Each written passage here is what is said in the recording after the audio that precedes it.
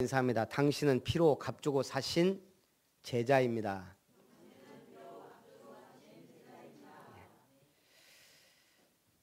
엊그저께 뉴스에 나왔습니다.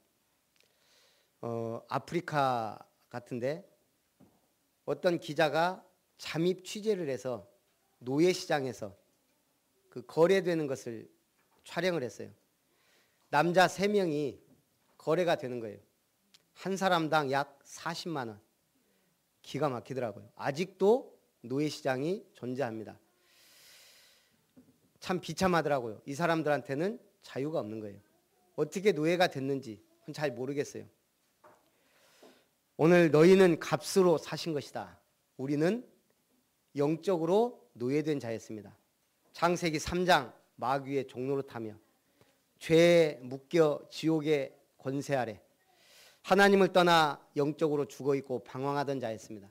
그런데 예수님의 십자가로 구원을 완성하신 겁니다.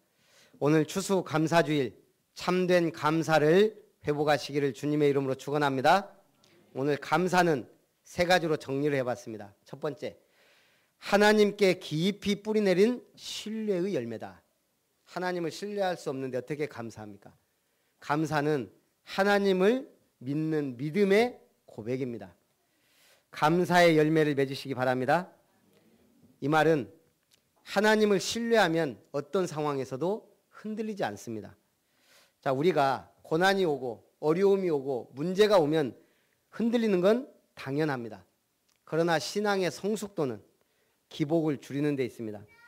주위 환경이나 상황에 따라 컨디션은 달라집니다. 그런데 누가 그 상황에서 기복이 심하지 않은가? 성경에 보면 어떤 사람은 굉장히 심하고 어떤 사람은 전혀 흔들리지 않습니다. 7 렘넌트 전혀 흔들림 없이 승리했습니다. 그 기복의 편차를 줄여주는 게 감사라는 겁니다. 그래서 오늘 내가 좀 기복신앙이다, 너무 감정적이다, 그러면 감사부터 회복하시기 바랍니다. 범사에 감사하는 사람은 환경에 따라 신앙이 춤을 추지 않습니다. 어린아이가 그렇죠. 저희 우리 보겸이를 보면요, 기쁘면 온몸으로 표현을 해요. 이번에 전주에 갔거든요. 처형이 또 그 아이들이, 조카들이 굉장히 보겸이를 이뻐해요. 나이 차이도 있고 하니까. 그래서 이제 항상 영상통화를 이렇게 저녁 때 보여주라고, 또 뭐 어떤 조카는 사진 막 찍어서 보내주라고, 동영상도 막 보내주라고 하고, 돈도 없는 애가 부산 가서 옷 좋다고 막 옷도 막 사서 찍어서 막 보내고 막 그래요. 근데 이번에 이제 가니까 그 처형이 보겸이 손을 딱 잡았어요. 보겸이가 딱 뿌리치는 거예요. 나를 언제 봤다고. 발을 딱 잡으니까 발도 탁 쳐버리는 거예요. 한 20분 막 사랑하고 이뻐해주고 놀아주니까 온몸으로 춤을 추면서 좋아해요. 참, 그게 어린아이예요. 네. 중요한 거는 우리가 신앙이 어리면 기복이 심해집니다. 흔들리지 않는 감사의 사람이 되시기 바랍니다. 2번째, 감사는 염려에 대한 견고한 방어막이다. 성경은 뭐라고 했습니까? 염려하지 말라. 성경에 몇 번 나왔다고요? 누가 쉬어봤나 봐요. 365번인가 6번인가. 매일 염려하지 말고 감사라는 얘기겠죠. 이 염려라는 말의 어원은 목을 조르다, 질식시키다라는 의미를 갖고 있습니다. 우리가 항상 염려하는 사람은 내 목을 조르는 것과 같아요. 성경은 말합니다. 빌립보서 4장 6절 7절 아무것도 염려하지 말고 다만 모든 일에 기도와 간구로 너희 구할 것을 감사함으로 하나님께 아뢰라. 그리하면 모든 지각에 뛰어난 하나님의 평강이 그리스도 예수 안에서 너희 마음과 생각을 지키시리라. 대부분의 사람들은 문제 때문에 쓰러지는 게 아닙니다. 문제가 왔는데 염려하다가 죽는 겁니다. 근데 성경은 뭐라 그랬어요? 지키시리라. 이거는 군사적인 용어요, 전투적인 용어입니다. 지킨다는 말은 오늘 우리가 감사할 때 우리 마음과 생각에 하늘 군사를 배치하는 것과 같아 그랬습니다. 3번째, 감사하면 삶이 부유해집니다. 자, 감사하지 못한 사람 특징이 뭐죠? 비교하면서 원망불평해요. 감사할 수 있다는 것은 뭐죠?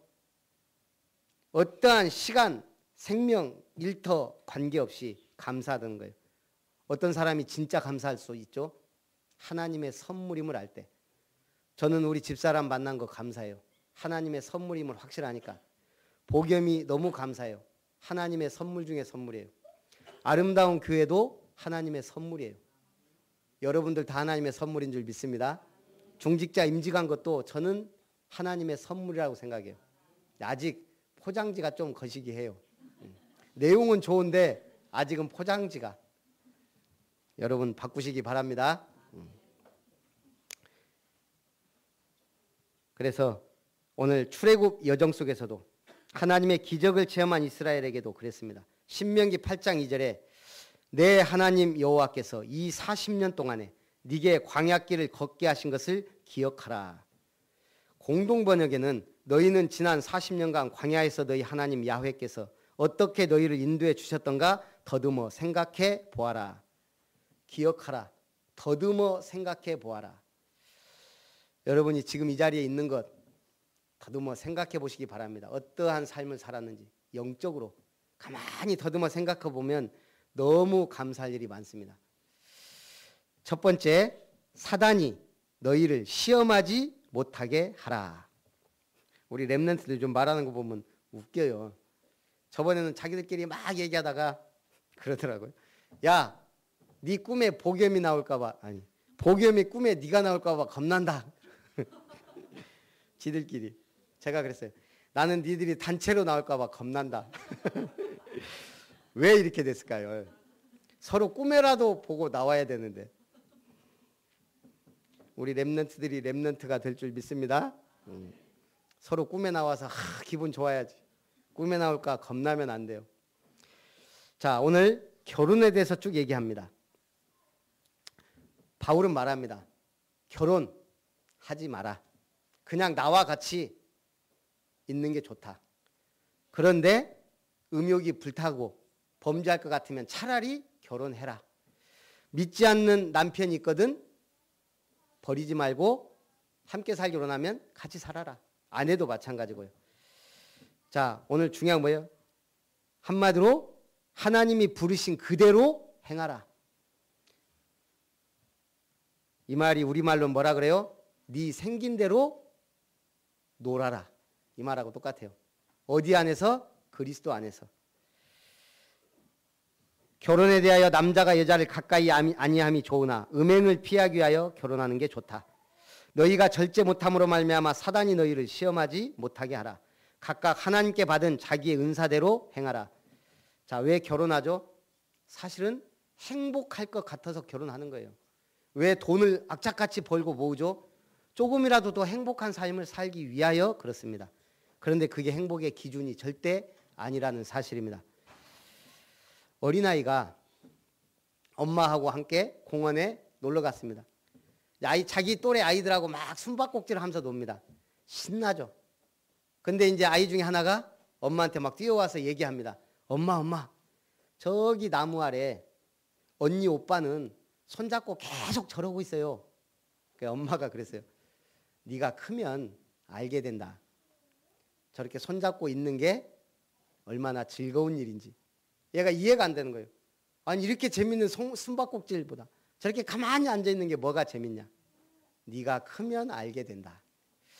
신앙의 깊이가 있으면 알게 되죠. 교회를 다니는 기쁨이 얼마나 큰지, 예배 드리는 게 얼마나 즐거운 일인지, 하나님의 말씀을 받는 게 얼마나 큰 역사인지 이걸 모르면 뭐예요? 숨바꼭질 하는 게 재밌는 거예요. 항상 그 수준에 있으면 아니 되옵니다. 오늘 영적으로 성숙해야 알 수 있는 행복이 있습니다. 대부분 사람들은 그래요. 술도 안 된다, 담배도 안 된다, 무슨 재미로 사냐. 교회 다니면 재미가 없는 줄 알아요. 과연 그럴까요? 여러분 재미 있습니까 없습니까? 재미 이전에요. 먼저 행복해요. 복음 안에 있는 게 너무 행복해요. 그걸 못 느껴본 사람은 모릅니다. 예를 들어서 정말 자살하려고 했던 사람이 예수 믿고 그 행복을 알면 다르다는 얘기예요. 진짜 고독해본 사람은 이 행복 속에 있는 걸 압니다. 그러면서 말합니다. 믿지 않는 아내나 남편이 있어 함께 살기를 좋아하거든 버리지 말라. 그들이 구원을 받고 거룩하게 되도록 힘쓰라. 지금 내용이 그거예요. 결국은 믿지 않는 아내나 남편이 있으면 내가 이제 은혜 받고 막 구원 받았는데 버리지 마라. 왜요? 함께 하기를 좋아하거든.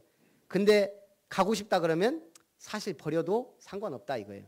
중요한 건 뭐예요? 영적인 거 우선순위를 두라 이거죠. 오늘 그러면서 그들이 구원을 받고 거룩하게 될지 혹시 알겠느냐 그래요. 우리는 거룩하다 그러면 나하고 상관없다고 생각해요. 이번에 이병근 목사님 와서 한 핵심 내용이 그거예요. 우리는 이미 거룩한 자다. 그럼 거룩은 뭐예요? 구별됐다는 얘기예요. 거룩한 사람은 하나님께서 구별한 사람입니다. 여러분이 구원받은 것 하나님이 거룩해 구별하신 거예요. 그래서 교회라는 말은 에클레시아, 밖으로 끌어냈다. 그 사람들의 모임입니다. 무슨 밖으로요? 세상 밖으로, 지옥 권세 아래, 사단 마귀에게서 끄집어냈다 이 말입니다. 그래서 거룩한 사람은 새 옷인데 흰 옷을 입은 사람과 같습니다. 거룩한 사람은 영적인 것을 최우선에 둡니다. 거룩한 사람은 하나님의 말씀대로 살기를 힘씁니다. 거룩한 사람은 예수님을 본받는 사람입니다. 거룩한 사람은 성령의 인도를 받아 예배의 축복을 누립니다. 거룩한 사람은 복음의 사람입니다. 거룩한 사람은 거룩에 가까이 다가서는 사람입니다. 하나님께 그리스도의 복음 안에 성령 충만을 사모하고 성경을 즐거워하는 사람이 거룩한 사람인 줄 믿습니다. 오직 주께서 각 사람에게 나눠주신 대로 하나님이 각 사람을 부르신 그대로 행하라. 내가 가진 그대로 내 달란트, 내 재능, 내가 가진 물질 하나님 앞에 드릴 수 있는, 헌신할 수 있는 믿음의 사람들 되시기 바랍니다. 두 번째, 값으로 사신 것이 되었으니 다시 종이 되지 말라. 주 안에서 부름받은 자는 종이라도 주께 속한 자유인이요 자유인으로 있을 때 부르심을 받은 자는 그리스도의 종이다. 만약에 그 노예시장에서 거래되는 그 사람을 내가 만약 돈 주고 사서 이 사람이 먹고 살 수 있도록 직장까지 잡아주고 도와줬다면 그 사람은 어떻겠죠? 평생 저를 잊지 않겠죠. 제가 아까 렘넌트 예배 때 얘기했습니다. 저는 청년 때 나름대로 방황을 많이 했거든요. 교회 다니면서 방황하면요 더 심해요. 굉장히 뭔가 고독하고요 힘들어요. 그런데 교회를 다녀보면 더 힘들더라고요. 응답을 못 받으니까. 교회를 뭐 누구 말로 끊어봤어요. 더 죽어요 그때는. 괜찮은 것 같은데 큰 문제가 오더라고요. 저 같은 경우에는. 교회를 다시 들어가 봤는데 부담이 많아요. 왜냐? 하나님의 뜻대로 살지 않는다는 걸 너무 잘 아니까. 그냥 교회 가서 그럴듯하게 앉아 있는 거지. 사실은 전혀 답이 없거든요. 그러다가 1993년 8월 교회를 마지막으로 갔는데 목사님이 명령하셔서 제가 청소년들 이끌고 수련회 참석했잖아요. 저는 그런 수련회 처음 봤어요. 여태까지 부흥회 사경회는 많이 가봤어도 칠판이 앞에 딱 있는 거예요. 키가 저보다 작은 목사님이 딱 나오더니 분필을 딱 들어서 뭐라고 썼을까요? 예수는 이꼬르 그리스도. 제 나름대로 모태신앙입니다. 교회 다녀봤거든요. 전 예수 그리스도가 이름인 줄 알았지 예수와 그리스도를 분리해서 이꼬르를 해놓고 설명하기 시작하는 거예요. 예수는 구원자 이름, 그리스도는 그가 하신 직무, 직책, 기름 부음 받은 자. 예수는 우리가 구원받아야 될 이름인데 무엇으로부터 구원받느냐. 창세기 3장 문제. 하나님을 떠나 죄 아래 빠져 마귀에게 붙잡힌 이 문제. 그런데 이걸 그리스도가 하나님 만나는 길을 여신 참 선지자로, 죄에서 우리를 해방하신 참 제사장으로, 마귀의 세력을 꺾으신 참 왕으로 너무너무 충격이고 감사하고 은혜였어요. 제가 처음에는 막 은혜 받고 막 거짓말도 많이 했거든요. 3일 동안 울었다 막 그랬는데 사실 그건 아니고 그날 진짜 울었어요. 너무 감사해서 영접하고 나왔는데 내가 그동안 이 사실 하나를 몰랐던가. 그러고 나서 그 류 목사님이 어떻겠어요? 저한테는 하나님처럼 보이더라고요. 너무 감사하고 은혜로워요. 제가 영접하고 나왔는데 야, 이 목사님 이름 석자를 기억했어요. 지금은 류 캡틴이라고 우리가 부르지만 그러면서 제가 어떤 생각이 드냐면 저분이 나를 영원히 구원했는데 저분이 이제 죽을 수도 있다. 난 솔직히 그렇게 생각했어요. 그리고 얼마 안 있어서 전도학교 막 하면서 이분이 막 전국구 스타가 돼서 막 강의하러 돌아요. 그전에는 무명이었어요. 저는 그냥 어느 수련회 갔다가 은혜 받았을 뿐인데 평생 잊을 수 없는 은혜를 받은 거예요. 오늘 여러분에게 그러한 은혜가 임하기를 원합니다. 그리고 나는 저분 위에 죽을 수도 있다 했는데 지금까지 이분을 따라서 무슨 소리를 해도 어떤 사람이 제일 믿냐? 그 류 목사님, 뭣도 모르고 욕하는 사람들. 저는 싫더라고요. 오늘 우리가 그렇습니다. 은혜 받으면. 우리 아버지 욕하면 싫잖아요. 우리 아버지가 아무리 뭐해도. 내가 탈북자 만나서 놀랐다니까요. 자꾸 하다 보니까 북한 김일성 메시지 나오잖아요. 조용히 자기 친구한테 그러더래요. 목사님 얘기가 맞는데 싫다는 거예요.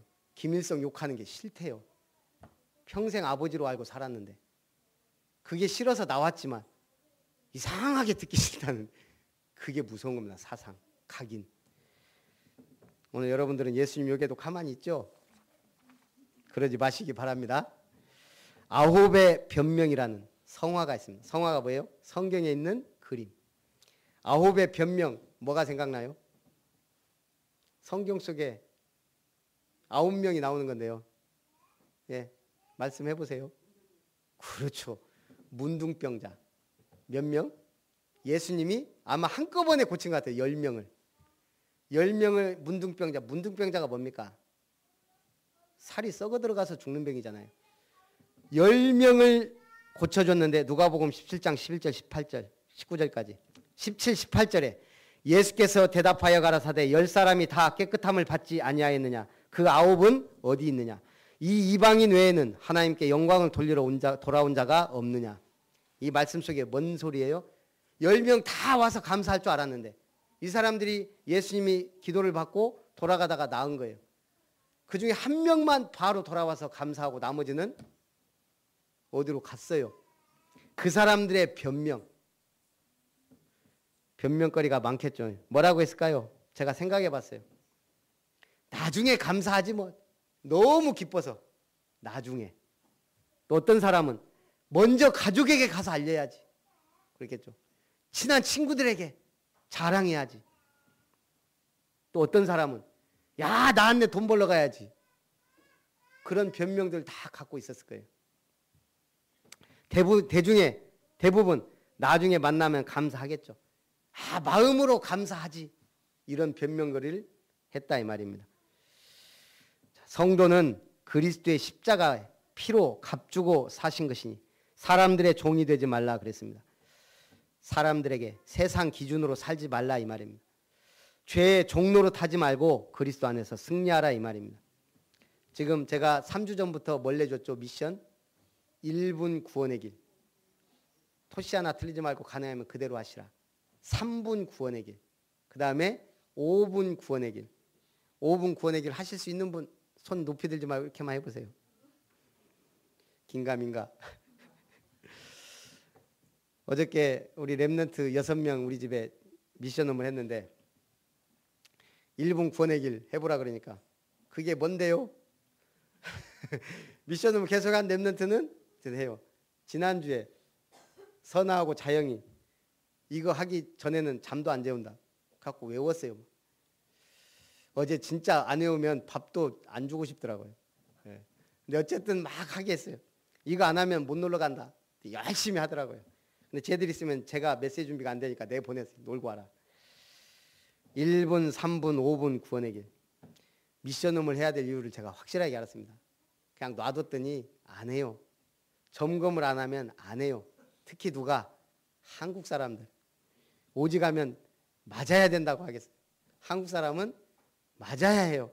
워낙 똑똑해서 하도 요리조리 잘 피해 다녀요.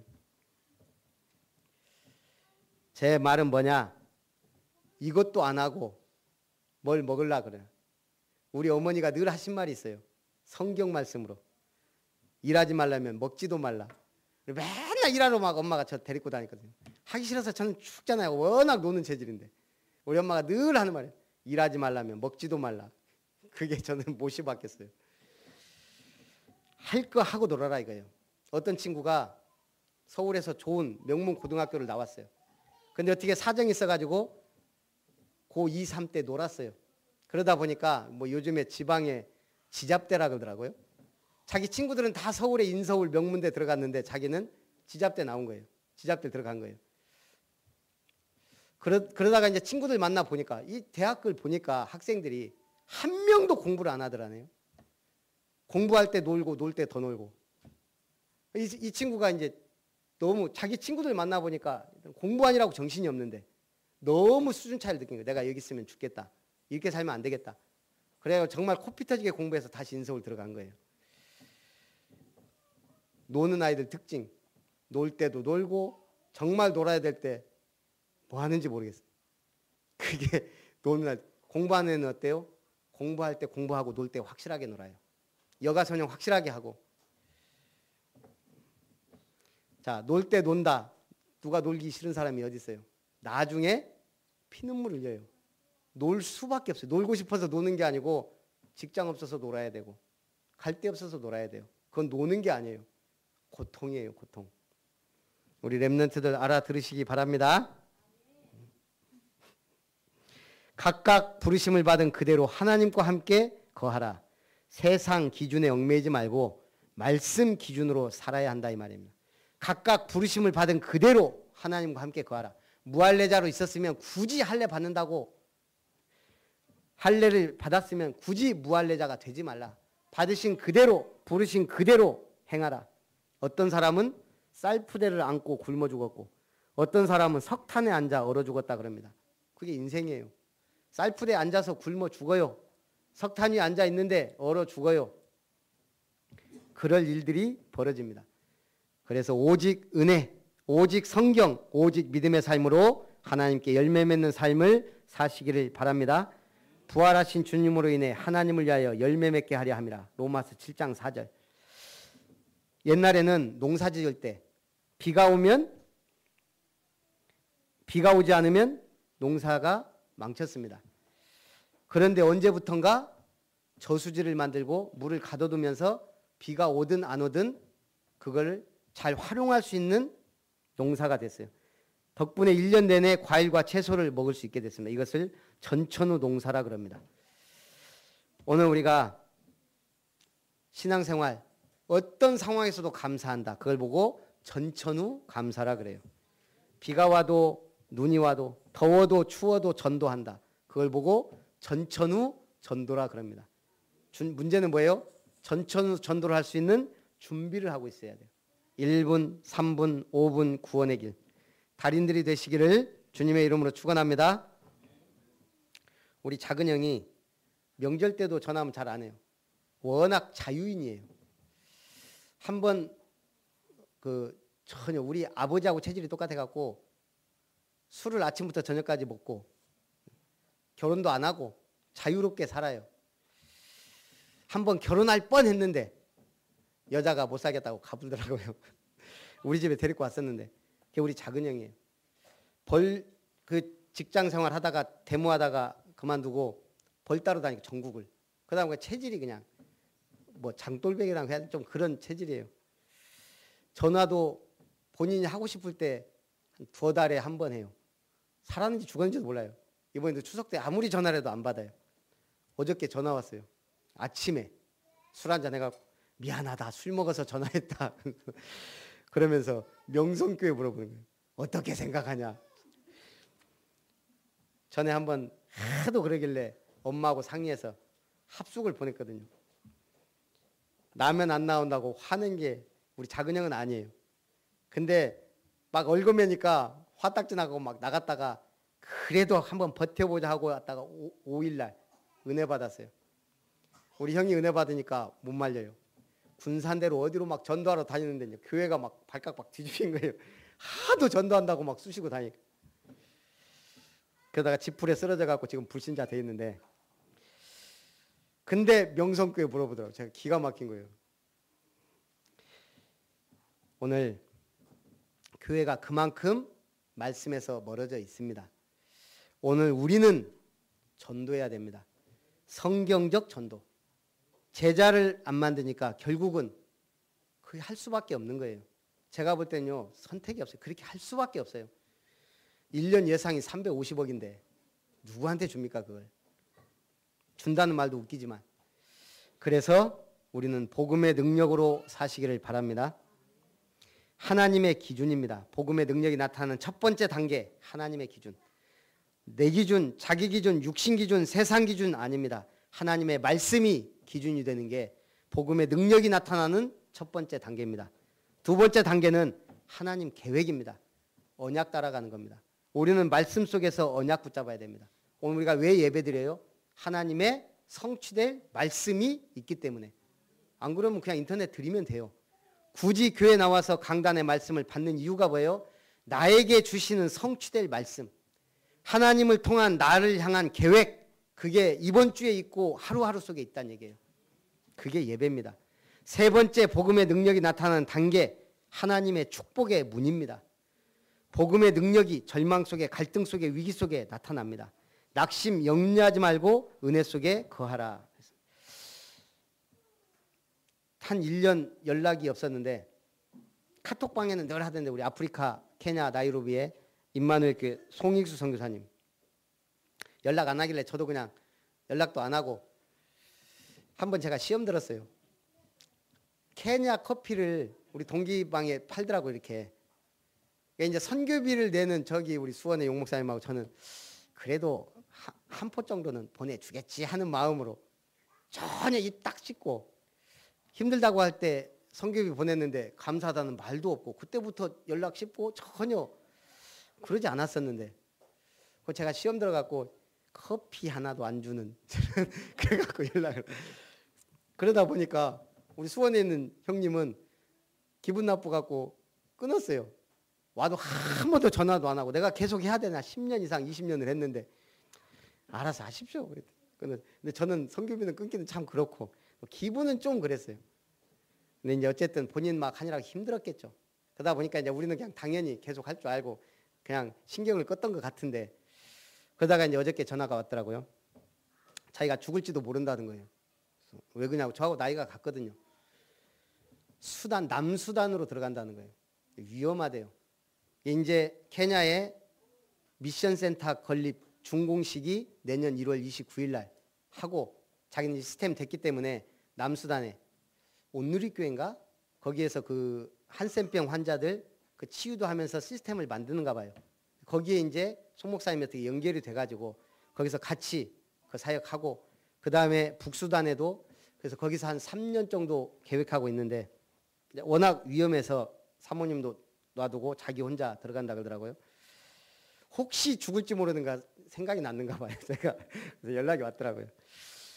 그래서 1월 29일 기공식에 한번 갈 수 있으면 좋겠다 이런 생각이 듭니다. 우리 원래 내년에 선교여행 하기로 했는데 아프리카 가려고 했다가 제가 커피 사건으로 시험 들어서 아예 마음도 생각도 안 했다가 이번에 연락이 와서 지금 한번 기도하고 있습니다. 갈 수 있으면 갔으면 좋겠더라고요.